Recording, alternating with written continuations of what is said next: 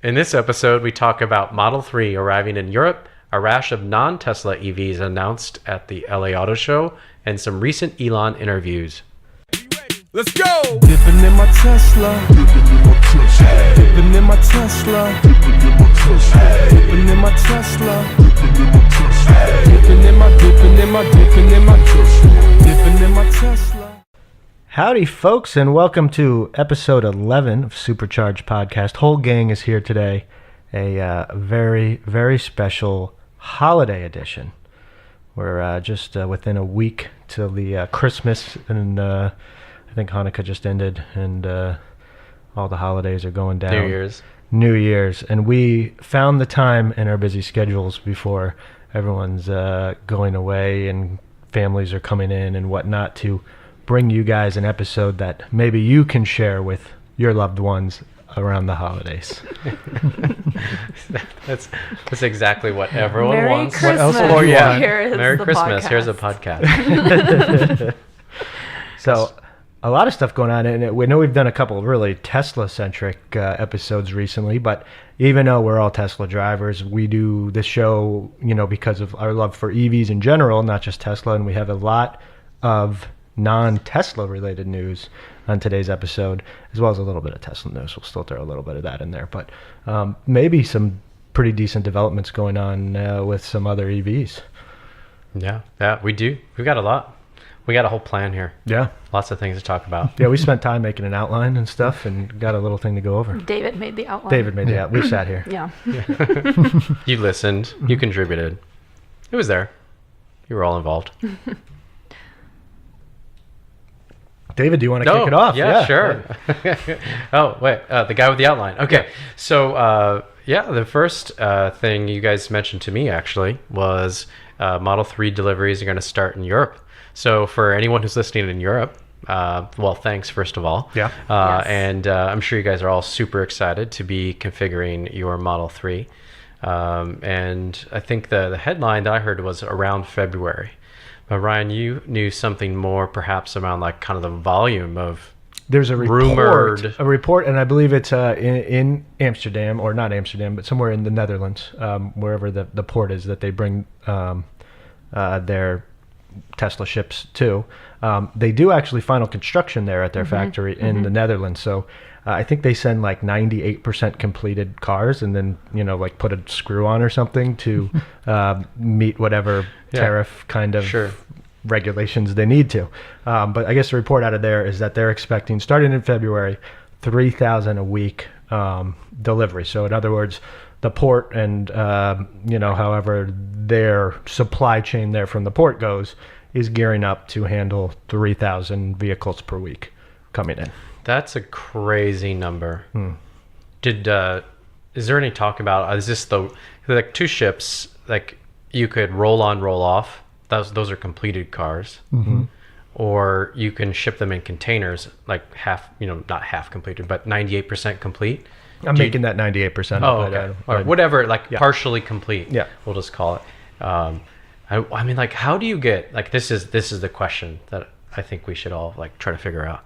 How do you get roll on, roll off ship capacity for 3,000 a week? Because how many weeks does it take to move from California to go through what I assume is the Panama Canal into Europe? Right. And how many, like, is that 2 weeks travel? Is that 3 weeks travel for a ship? And that means, I think 2-ish, because Titanic was like 5 days in 1912. I mean, we're basing all of our knowledge off the Titanic. The speed of the Titanic. Yeah. Right. Yeah. Yeah. This is hard-hitting, factually based podcasting here, everyone. I don't know if you're paying attention, but yeah. But like, how many? 2-3 weeks, I think, is a good estimate. Like, if you had a ship that held like and 300 cars, that's like 10 that's what ships. I was just gonna say. How many can they hold? Do you think? Oh, I think more than 3. I mean, we're talking. They're probably putting these in shipping containers, right? I think they're roll on, roll off. Are they? I'm not sure, but still. Roll on, roll off How many? ships. 300 on a ship sounds like a lot of cars. 300 seems like a lot to me. I don't know. We're Let's talking go with about 1,000. That's 3 ships a week. Okay. Yep. That sounds like a crazy number of cars on a ship. And then it's like at least 4 weeks of like like a rotating, like they have to go there, have to come back. So then you've got 4 weeks of ships, 3. That's 12 ships, but I don't think a ship holds 1,000. Someone should Google the capacity of a roll-on, roll-off ship. Okay, we're on it. We're on it, people. And we've seen them. We said in Astoria, Oregon. We go. Oh down, yeah, we see those. We go come down there. through. I've seen them come through multiple times. I think it's mostly like Hyundai. There's that big Hyundai one that's always. But I don't know if that's actually Hyundai cars or if Hyundai also runs a boat line. I think they might be a maybe. Well, no, but there's the one that it doesn't look like a typical container ship though. It's like a big box. It's definitely It's definitely we've different. seen it, and it's a car carrier. I looked up. Or maybe it was down in California we saw that. No, that was in that Astoria. Astoria? Yeah, because they come in and you see them all lined up here at the Port of Portland. I mean, they got like, I don't know, 50 football fields of parking lot where they just bring in new cars here. Well, however you slice it, even if it's like 500 on a ship. Whoa, that's are you immediately guys ready for this? 24 ships. 8,000 vehicles each. Stop it. That's what it says. So we're Well, going to we're say way a off. This is- third of a. I mean, this is, One ship per month. Almost they're gets them gonna there. share space mean- with Ford sending cars Sure. over there or something. Well, I'm yeah. sure that Port of Oakland. this can- is one of Yeah. the ship companies. This is from the New York Times in 2012. So a little bit dated here, but it says I can't even pronounce this company. Operates 4 new ro-ro ships. I'm assuming that's roll on, roll off. Yeah, sure. Abbreviated. Anyway, commissioned by its parent companies that carry 8,000 vehicles each. Wow. Wow. Well, we're again hard hitting. Now you all know it's called a ro-ro ship. Here's a Wikipedia article that says 6,500. So Okay, it's so a lot more than we thought. So this is only partial capacity of one ship. Yeah. Okay, all right, that makes it more realistic for me now. I was like, Not it 300. seemed like a Yeah. lot of cars Yeah. to move to Europe. Yeah.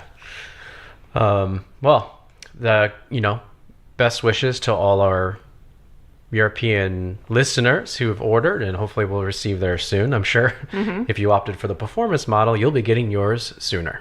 Yes. Spend Probably more money. Putting in a boat now. Yeah. Get it over there soon, right? We'll be there for February. Well, they're probably trying to max out this month Yeah, the that's true. $7,500 credit. Oh, the U.S. Oh, the but US. January So 2 2nd, more weeks, it'll yeah. be on its Right. way to Europe. Yeah. Yeah.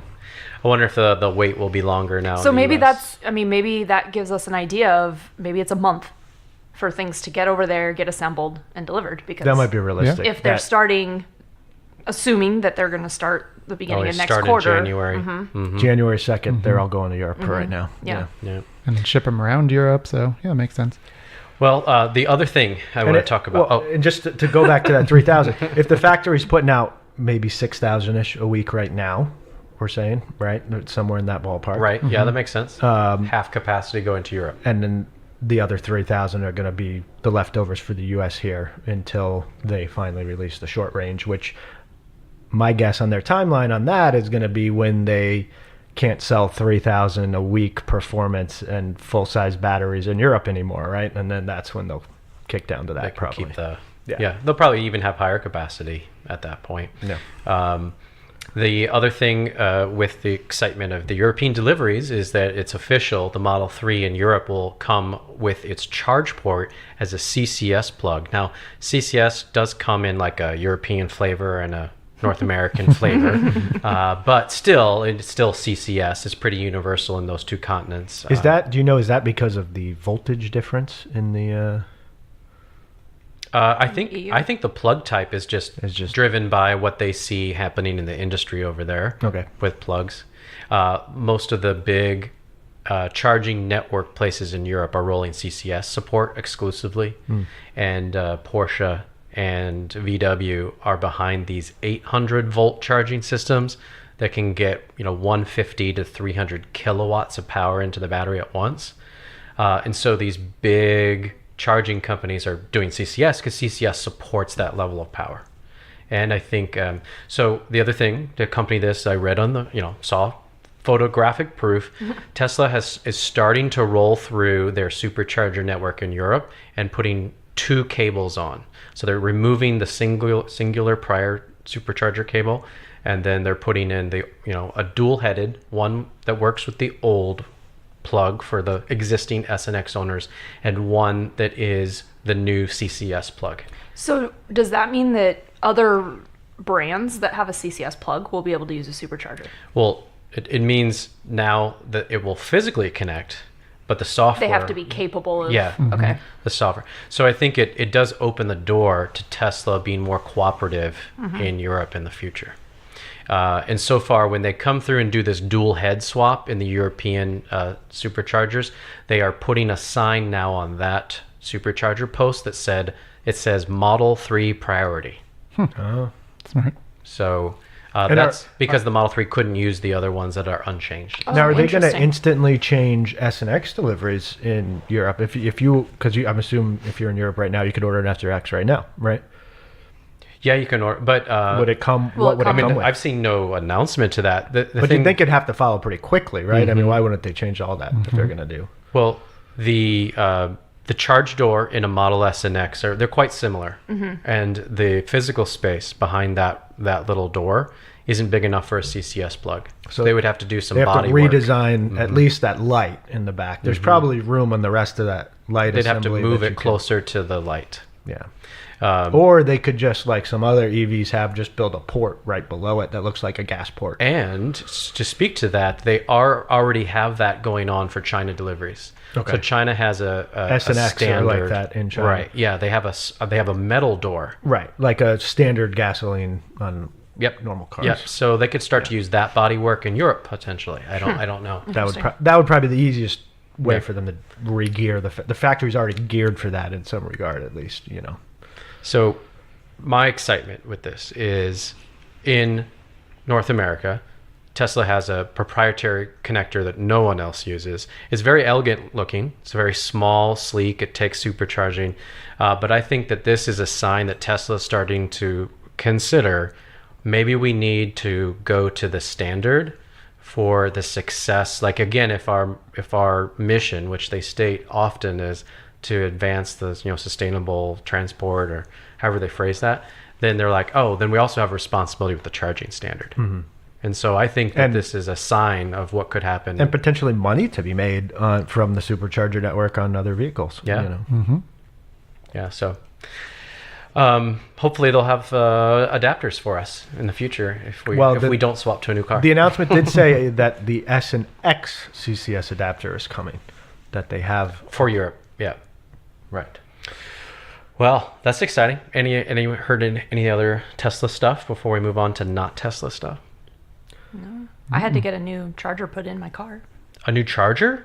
Tell us more about that. Charge port. Sorry. Charge port. Charge port. Okay. Yeah. The little magnet thing fell off. Oh, And apparently they can't just glue a new one on. They have to. they had to swap replace your the whole whole thing. charge door. Like kinda the gets- plastic door that goes up was replaced, or the whole, whole- unit? The door stayed the same. It's the piece behind it Okay. that you plug into. There's a little. You'll see if you look in there's a little magnet. Some things online call it a stone. A lot of the forums called it that. So I referred to the Tesla The service technician, and he was like, "The stone." What are you talking I about? was like, "The magnet." He's like, "Oh yeah, the magnet. Okay, yeah." And it turns out, I guess that magnet is not just glued in there. They have to actually melt it in. Kind of is how it's attached. So they have to replace that whole piece when that. And it seems pretty common from the forums online that falls out. Interesting. Yeah. So But Ryan got a sweet loaner car, so. I had a P90D for the day or 2 days. Yeah. Well, Take since advantage of that? someone from I would Tesla say- could be listening, I'm sure that you drove it around with the chill mode on, right? Oh yeah. Yeah, I did not yeah. click ludicrous at any point, and then I returned it with the energy graph on, and I'm sure it wasn't like 800 per mile or anything like that. You know. Yeah. Yeah. I'm sure it Yeah. wasn't. Definitely not. Right. Yeah. Yeah. Yeah. You're like, let me just do a factory software reset before I return this. Yeah. So anyway, I need to buy one of those now. So Yeah. now. See, so it's now worth he it for thinks them he to needs use one. those Yeah, cars. I Yeah. definitely need one of those. They were successful in why they used That's why those. they let you borrow those Yep. cars. They do. Exactly. Yeah. Yeah. Well, good. The guy goes, "Is this okay?" I looked out. I saw the P90D. Like, I said, I guess. I said, "You can keep it as long as you want. Take your time, please." That's is that one that has like below 3 second 0 to 60 I speed? believe 2.4 to 2.6, depending on which. If you're was it car driver or track and whatever, they all kind of have slightly different numbers. You had the P85D a couple weeks ago and took me out, and you didn't. No, P85. P85D. Not the D. I had the D He had the P85D. You did? Yeah. Oh, I didn't think you did. Okay. Which is like 3.2 seconds. with insane mode. Yes. Let me tell you, Ludacris is noticeably faster. I mean, noticeably. So that's 2 seconds faster than the 3? Yeah. Dang. I made him drop me off. Yes. I stood on the side of the road. While he used chill mode. Well, he used the chill mode Right. because it was making me Smoothly so. accelerate. You were so upset It that was he was making me- going so slow. It was making me really nauseous that he was going so slow. Yes. Well, that's a fast car. And if we could move on to other fast cars. Sorry. Yes. That are not Teslas, because this is a shocking number. So we're gonna talk. The Los Angeles Auto Show was a little bit ago, and a bunch of EV stuff came out there, which is really, to us, showing a sign that everyone, like the industry, is waking up. So it's coming to your driveway in the next decade. I think everyone's going to get one. Well, anyway, the first, a new automaker called Rivian. So if you've never heard of Rivian, it's because you've never heard of it. They just made their first public announcement at this LA Auto Show, and they announced 2 automobiles, a truck and SUV, 7-passenger SUV. So these are big vehicles, kind of like the truck is almost as big as an F-150. Give you scale, and 3.5 second to 0 to 60 is ridiculous. What I have. Oh, wait. I have different numbers in front of me. Oh, That's I have nuts their for a truck. mid-range battery one says it's 3 seconds 0 to 60. it's getting faster. The large range battery is actually slower. Well, it's too heavy. 3.2. Oh, And then their small range battery 4.9. okay. Well, 3 and 3.2 are ridiculously fast. So who For a wants a pickup truck truck. in And this? we're car? talking about A truck doing pickup that? Right? truck. Yeah. Yeah. That's nuts. Towing a horse trailer or something. It probably will not do Kill all the horses 3.0 inside of it. with the horses behind it. But Oh, those poor horses. I Yeah. know. You got to strap them in. So who wants a truck? Anyone in this club? it's an intriguing. It is. Why would Product. we don't need a truck? Yeah, I mean, it's an intriguing product. I feel like Cam. My wife has a horse, I was gonna so, say yeah. Cam's the one I think that would. You have a horse trailer to tow. No, so we'd have to get a truck and a horse trailer. So This sounds like a perfect reason. we're saving to up get right this now. truck. Yeah, exactly. So, I mean, that thing's pretty sweet, and it's got 4 motors. So all-wheel drive, obviously, but every wheel has its own motor. And I feel like just looking at pictures of it, really, to me, it's kind of Land Rover style. I don't know if you guys would agree with that or not. I think so. The difference are those headlights in the front, which I like Kind of it. It's interesting. different. Yeah. Yeah. They're kind of vertical instead of our normal ones. Are they cameras in the little? No, No. no. Okay, it kind think of looks so. like it could be, right? Like it's got this little circle in You the can middle of that see vertical. photos thing. where like the light beams. You can on. see the LED in there, and okay. And I just feel like storage on that thing. Like every inch that they could, there's some storage there. I don't know. Do you guys see all the pictures with like Yeah, it's the got little- the frunk, it's got underneath frunk is humongous, Yeah, I too. should say Yeah. giant frunk. Underneath even the rear seats are just like cooler size storage. It's got that weird pass through that's like between the cab and the bed. Yep. Normal truck bed, and then underneath the bed, I think there's storage for spare tire and some more. So And it's got like the built-in flashlight, and Yep. then the air compressor plug in. the, Jeez. the tailgate's like on a little winch system too. I think you can Quite like cool. raise and lower that. And it can thing. go all the way down, like 180 degrees, all the way down. That pass through the door, what goes flat, so you can sit on it, get ready to do whatever you want, stand on it to get on top of the truck. It's pretty cool. It definitely is chock full of storage, and it looks really luxurious inside. So I was like, who are they marketing this to? So like, my thought was, I think that when I go to their website, Rivian.com, it seems much more like sports activity vehicle, kind of like a BMW marketing. Yeah, It's they're got a definitely going for bed. the outdoor crowd Yeah, with it yeah, initially. but not like the guys who are hauling Not like loose rock. right. Not Yeah, like it's not a work the- truck. Yes. Right. Yeah. Not like the ranchers. In and the future, I can see them making a work the truck. people that I typically think should legitimately be driving a truck. Sure. Yeah, Not absolutely. like most Yeah. people driving a truck in Portland. And they might want to make it cool first, and then make the the King Ranch edition or whatever they're going to call it, and have it built with a sturdier bed, built to take, like you said, big chunks of rocks and whatever back there. So that Chevy can make a commercial comparing what happens when you dump a load of bricks into the Right. back. Yes. See that suspension in motion. Yeah, yeah. Right. So, I mean, it's interesting. They even advertised like the air compressor plug-in, like inflate your air mattress with this. Not as opposed to like, I mean, you can hook up all kinds of power tools probably to that compressor too, but they didn't seem to take that advertising. Not really a work vehicle, more Right. of a fun vehicle Yeah. to go outside in. Right. Their promo videos are like going through mud, and going off road. Right. It's a very tough truck. They had Sand. Mount Hood in the background of some of those videos. So And Did the they? Astoria They were Bridge. Oh, crossing the Astoria Bridge. They That- must yeah. have closed it down because they were all by themselves on Yeah. it. Yeah. Cool. That's really cool. What other interesting facts did you get Do we know on any that? price range Yeah. yet? Yeah, so I think for the truck, it's starting at 69, which Wow. still not bad for That's that more reasonable. 105. That's going to be for I mean, that's Yeah. going to be Honestly, new trucks like those nice, even Fords these days are. They're getting up in like 50, 60s, Yeah, they're right? pretty wanna say. expensive. Yeah. So I did go on and tried to build the most expensive F-150 I could. Ooh. What was And it? It was like below 80. That was like I had to try hard to click as many Yeah, things but as I below could. 80, that's So still. that's That's more, more than than this this. base, and this Yeah. base includes a ton. Yeah. So that's not bad, because what the base is 230, it says plus miles, so somewhere around there. Mm-hmm. Not bad. I think the biggest battery is over 400. I don't think they said any pricing for that big battery. I'm assuming that's going to be well over 100. Right. And then we're going up, I mean, 180 kilowatt hours is what Yeah. they're saying. That's, I mean, this is what they're claiming for the Roadster, right? They're claiming the Roadster is going to be 200. Yep. So, I mean, that's a lot of battery. Something else kind of cool I saw. So again, because they're kind of marketing this for the outdoor recreation type vehicle, I think I heard they say they're going to try to put chargers in these outdoor spots. I don't know how that's going to work, where they're going to get the electricity for it, Right. but again, that's kind of what they're targeting. Like Yeah. outdoor spots, as in National park. camp- like camping national areas, parks yeah, or stuff like campgrounds, that. things like that. Maybe big trails where people go and take their trucks through mud. Who knows? But Right. that's what As- they're going for. Continue my strange fascination with the plug types. It uses a CCS plug. Oh, okay. But absolutely everything we're going to talk about in these non-Teslas, they all use CCS. Yeah, just saying. just telling Tesla that. Yeah, just if you're listening, that's probably, even though it is an ugly plug, I get it. It's ugly. Yeah. But I think it's the direction everyone is moving.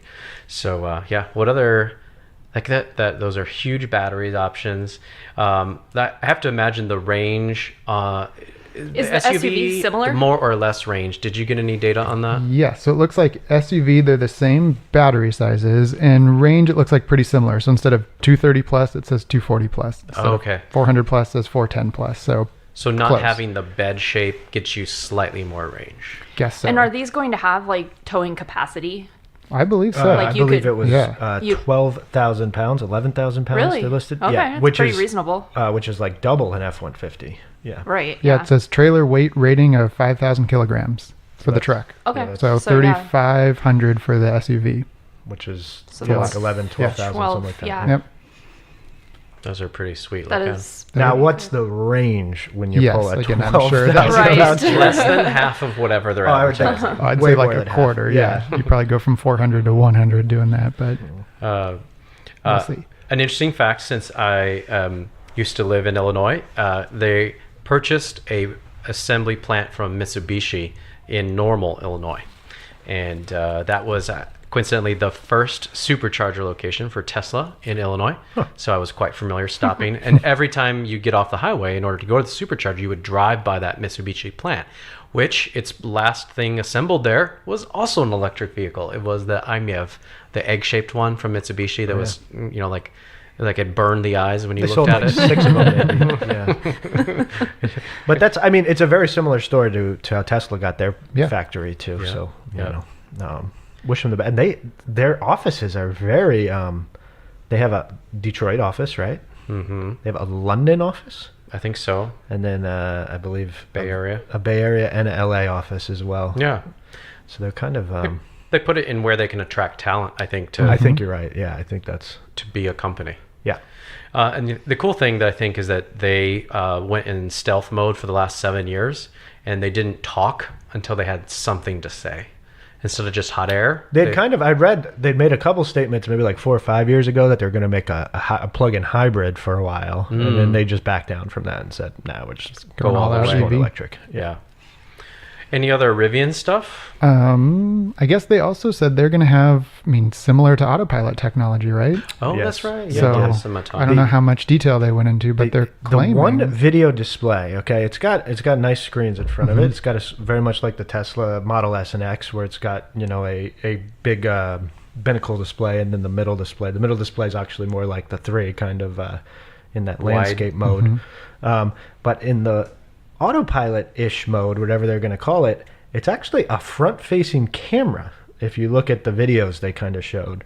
And I don't know if that is going to actually show the camera, and then maybe like you've seen some of those behind the scenes autopilot things that kind of show what autopilot's thinking with the camera, like where it puts boxes around things and then writes what it thinks it is. Maybe that's their idea of the visualization. I don't think that part was actually showing. It was just literally like a camera, which makes not a lot of sense because you have a window in front of you. Right. Yeah. But if it did box out everything and then you could just see what the autopilot-ish system, I keep doing air quotes when I say autopilot because I was not going to call it that. Maybe you see what it's thinking that way. It would be definitely a way to visualize it. That could make sense. Yep. But I didn't see the camera setup on the car. I haven't either. Yeah, I don't know if that's just because this is kind of a, still a concept kind of vehicle at this point, and they don't actually have all that worked out, or that's They got it as far as they could, perhaps, to get it on stage. Sure. Yeah. Sure.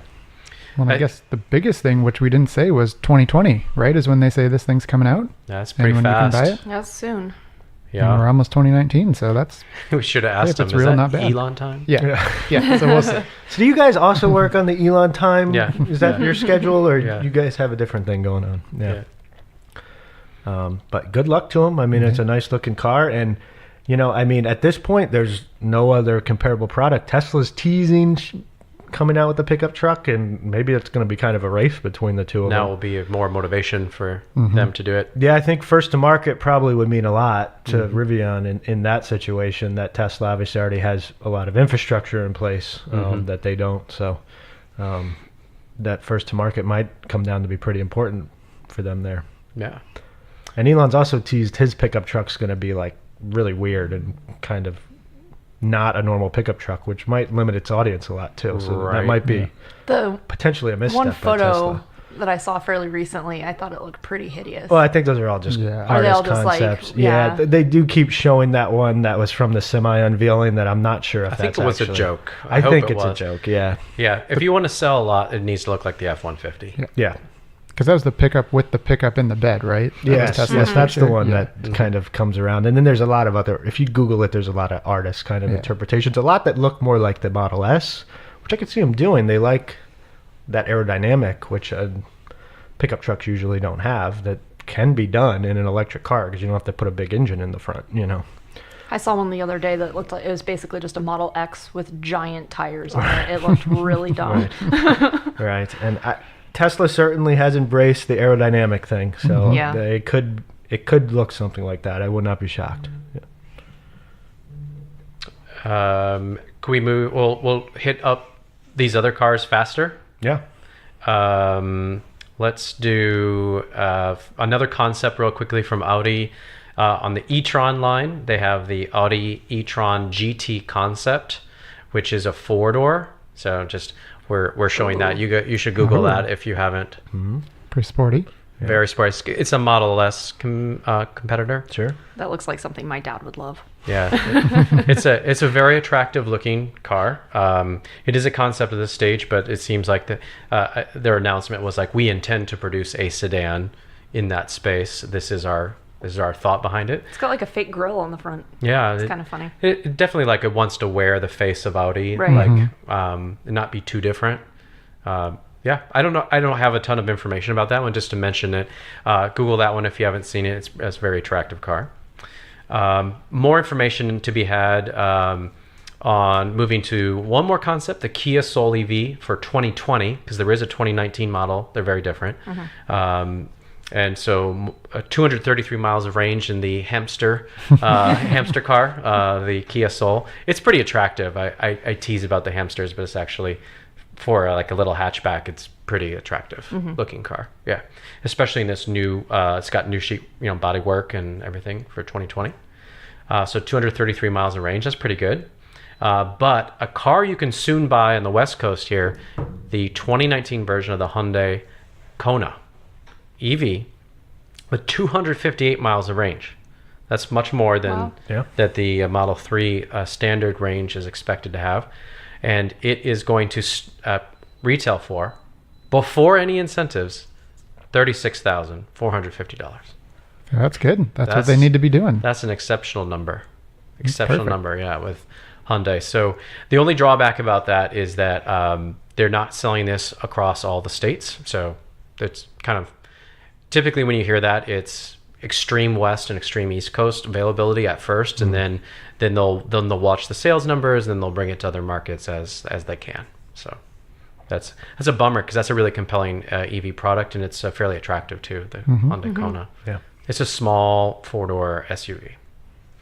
And then just to mention that Nissan actually had to announce that they were delaying the announcement of the Nissan Leaf.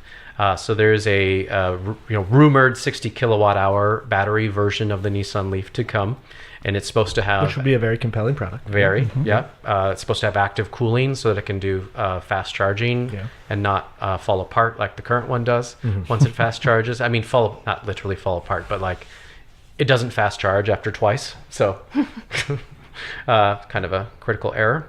But anyway, apparently because Carlos Ghosn was making all the news because he's going to jail, Right.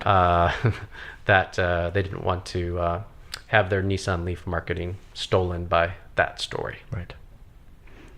The rumor is it will come now, revealed to everyone at the Consumer Electronics Show, which it kicks off beginning of the year in Las Vegas. So Nice. It's yeah, quick. That's still coming up soon. yeah, it's interesting spot. I think some car companies have been showing autonomous vehicle technology at CES. This is like a full like a car reveal. I'm sure there's been others, but It's cool. I mean, it's a good place for it, really. Yeah. These cars are now, more tech than I mean, they're consumer EVs. electronics. They are, yeah. I mean, yeah. especially when there's no gasoline involved. Well, no that's what I dino mean, yeah. juice. Yeah. Sure. It's all solid state electrics. Yeah. Yeah. You can drive them around inside that convention center all you want. You don't have to worry about any exhaust or anything, right? Just, you can do an Killing indoor everyone test inside. track. Yeah, all you want. Yeah. Well, those were all the kind of the hot non-Tesla EVs. That was a lot. Rivian, their two concepts. Audi, their new one. The Hyundai, Kia, and Leaf is really just basically saying once we come back from the holiday, maybe 2 episodes from now, we'll be able to talk about that. Yeah. Hopefully, it's a cool thing. That's all I had. Unless anyone can think of another interesting bit of non-Tesla car stuff they saw.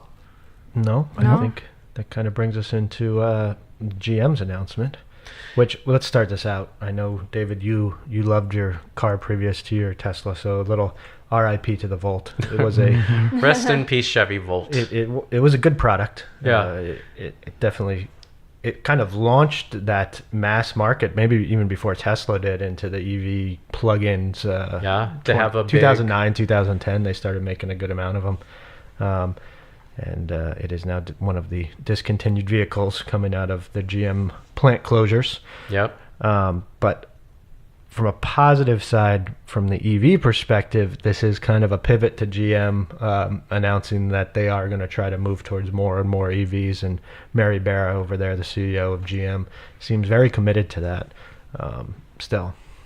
Yeah, I mean, they did not kill the Bolt EV because it's kind of a hatchback. So they said they're investing in hatchbacks and SUVs. And I mean, this is sad news to hear that people would be losing their jobs. So I'm certainly not excited about that. And what's, I guess, I don't understand in the industry is like, how can't you not just convert those plants to build these other products? Yeah. And I guess the answer is because they don't have products ready to build. Right. I guess that's the problem, right? So they have to basically temporarily stop them.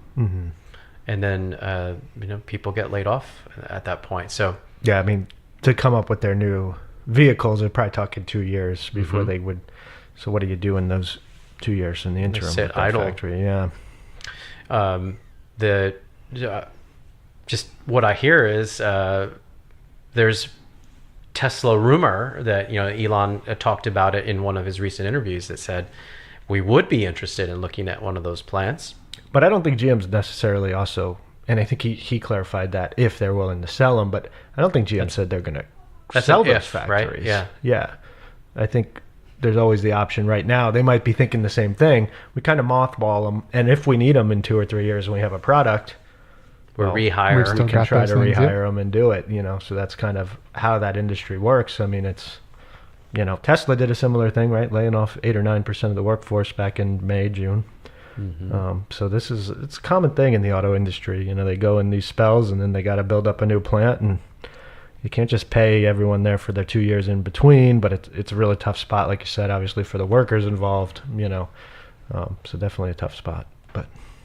And I guess it's fair to say that Tesla really doesn't have a product ready for production either. So it's not like Right. they would buy it in April and be like, okay, we're going to start building in June. Yeah. I mean, And I think, are we maybe they have the Y. Oh. Are we not Ready. pretty sure that Y is going to be built at Gigafactory? Isn't that kind of? I feel like that's the rumor. It's the rumor, I think we're but pretty, Pretty confident rumor. yeah. I think I heard this, so I'm sure we'll hear from a viewer if I get this wrong, but I thought that they were ahead of their employment targets in Nevada for At the the Gigafactory. Gigafactory. So in terms of like they receive tax incentives for locating in Nevada, and they have to meet employment targets to continue to earn them, and apparently they're ahead of the number of people they have to employ. Yeah, I read that too. So okay, it for shows them. the success Yeah. of that location and employing people. Nevada welcoming in, new business. Yeah. That's good. That kind of leads into the other part of this one here. Where we're talking about Elon did a 60 Minutes interview, and one of the things they were kind of critical of him, and he made some issues there. But he came out and said, really though, I mean, this is a great American success story, is what we did here. I mean, they created tons of American jobs in the last. I mean, just in this Model 3 ramp up, they risked the company, but they've kind of gone over that cliff now, and I mean, lots of jobs have been created, from that, for an American-made car, right? Yeah. All the drive units and battery packs get built in Nevada, and then they get shipped, hopefully one day by Tesla Semi, to Fremont, California, where the final assembly, all the sheet metal, everything, and frame and seats and other stuff is made there. So. That's a cool story. So I can imagine you could be fully integrated at Gigafactory 1 in Nevada if you built the Model Y there. Battery packs, motors, and body assembly there. Right. And then you get into the shipping issue, though, right? I mean, I guess there's a rail line, too. There is, and then, right through there. Yeah. So you got, could be. What other interesting things, because I didn't get to watch those full 60 Minutes or HBO pieces. Anyone else catch little blurbs from there that were interesting? The 60 Minutes piece, I don't think there's a lot of new information to people that probably listen to this podcast, because you're probably pretty in-depth on Tesla things. So it was probably more addressed to a broader audience that might not follow the kind of things that most of our listeners follow. So, the basic things, how we were, Tesla risked the company on the Model 3 ramp up, and they kind of made it over that cliff.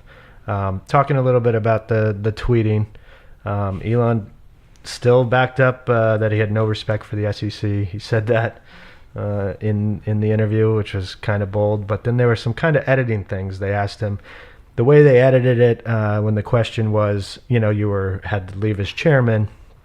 You selected Robert Denholm, and they asked him, did you pick her? And he kind of said, yeah, well, the board, we picked her. And then they edited it. He stopped it as, well, I'm the biggest shareholder. Can you do whatever you want to? I guess was the question. And he said, well, I'm the biggest shareholder. Yeah, I can do whatever I want.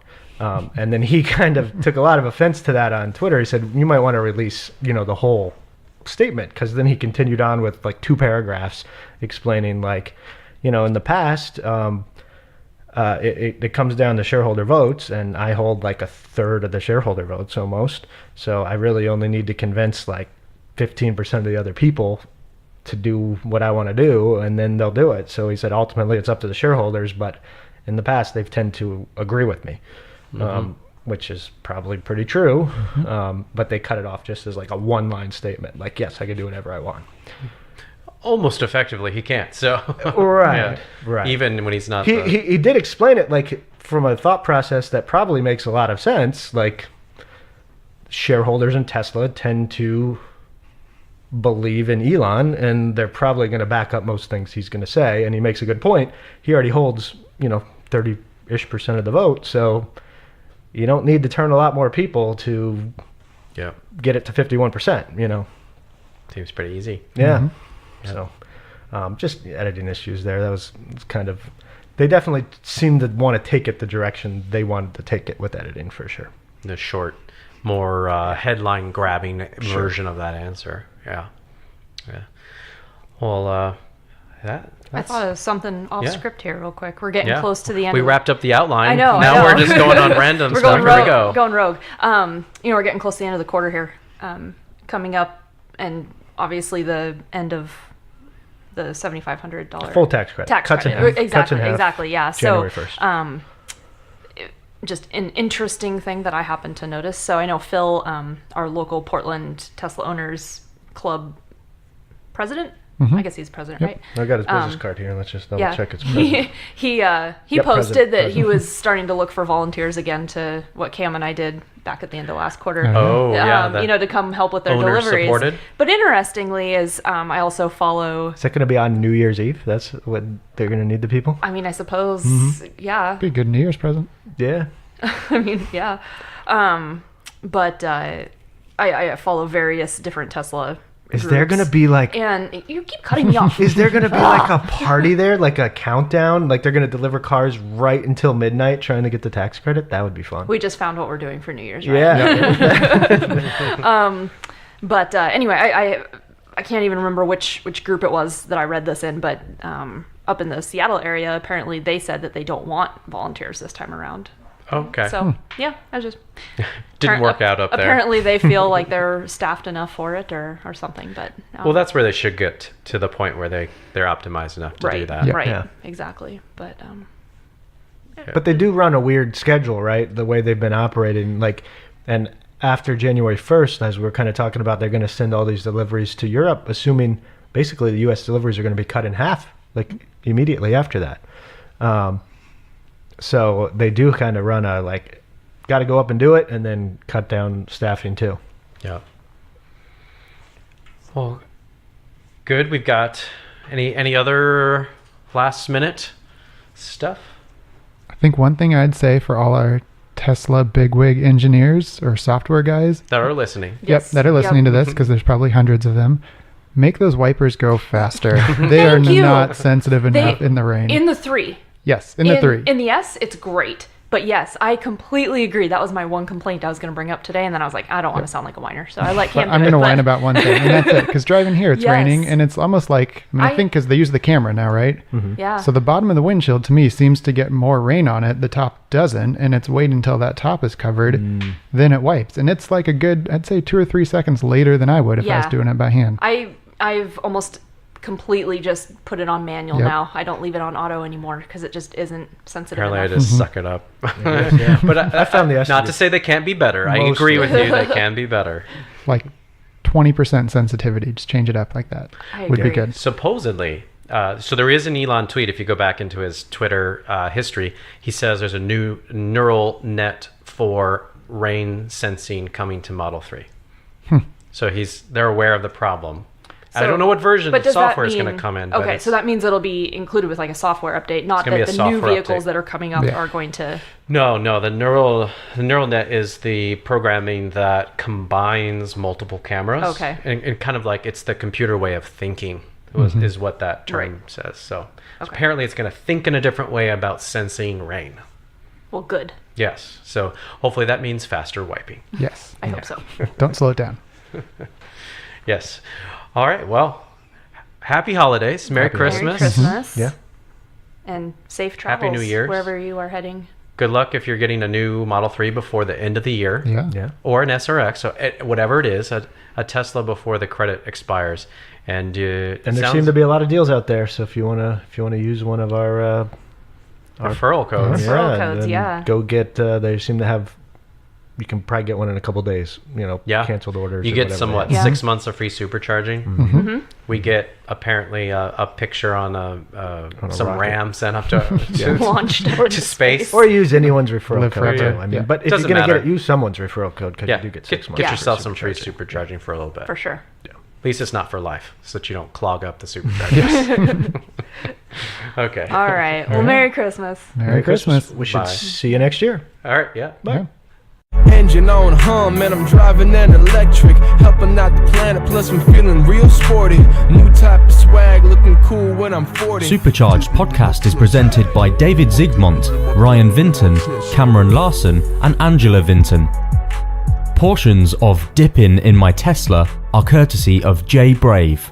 Copyright 2010. Lufam Pro Entertainment. Visit us on Facebook by searching Supercharged Podcast, on Twitter @SuperchargedPod, and Instagram @Supercharged Podcast. Have a question or comment you'd like to hear on the show? Call our hotline +1 657 845 1673.